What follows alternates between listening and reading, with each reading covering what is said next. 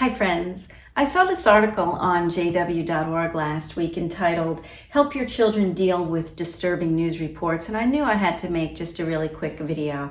So before we get into it, please like this video and subscribe to my channel. It really helps me a lot.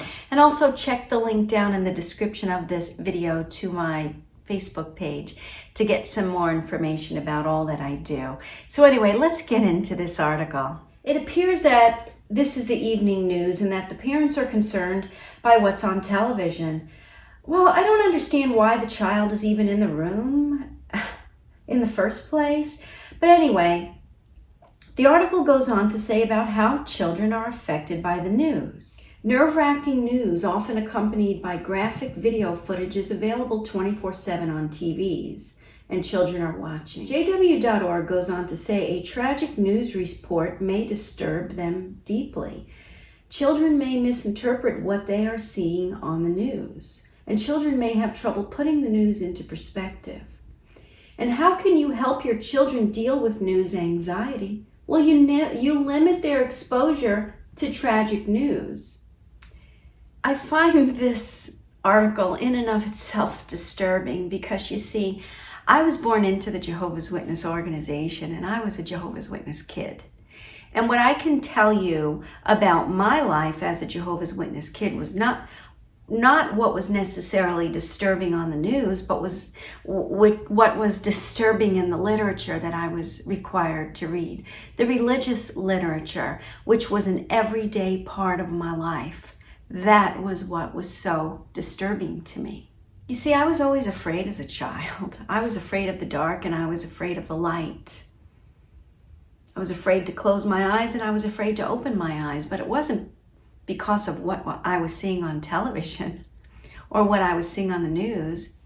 As a Jehovah's Witness child, I was required to sit with my family, with my parents, in the main auditorium while these magazines and publications were being studied. As a child, I didn't really understand too much what they were saying, but I could look at the pictures, and the pictures were graphically violent.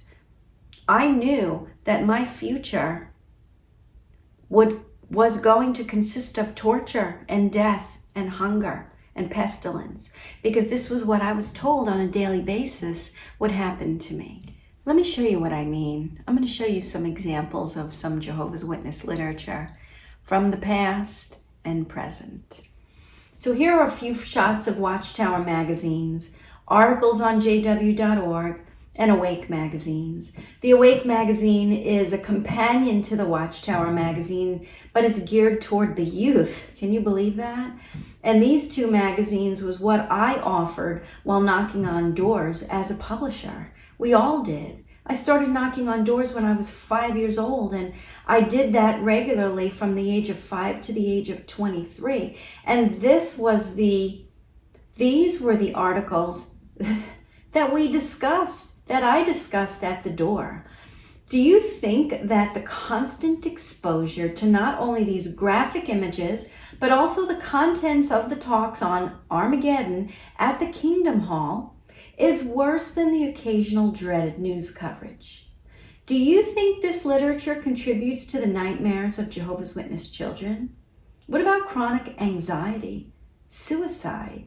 Yet the governing body members continue to publish this material.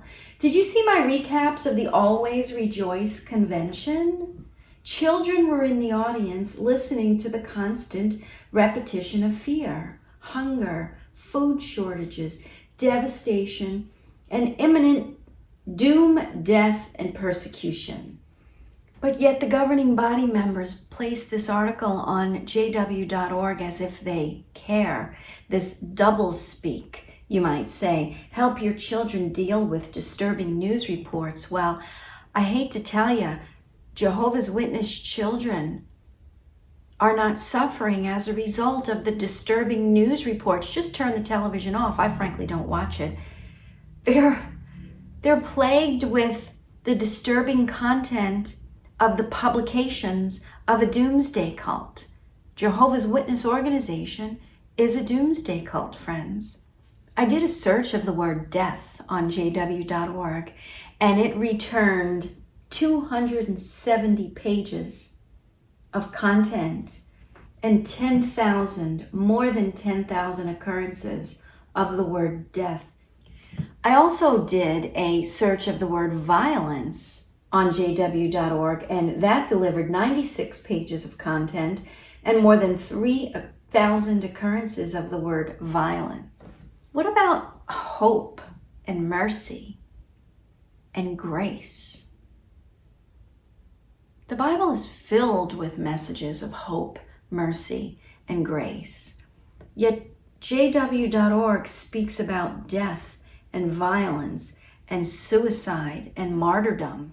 Here's a Swedish article about the Jehovah's Witness organization and the content of the films and the publications that they produce. Jehovah's Witnesses caught showing illegal kids' movies in Sweden. Banned in several countries, the Jehovah's Witnesses admittedly run a multi-million-dollar film industry with the purposes of specifically reaching out to children.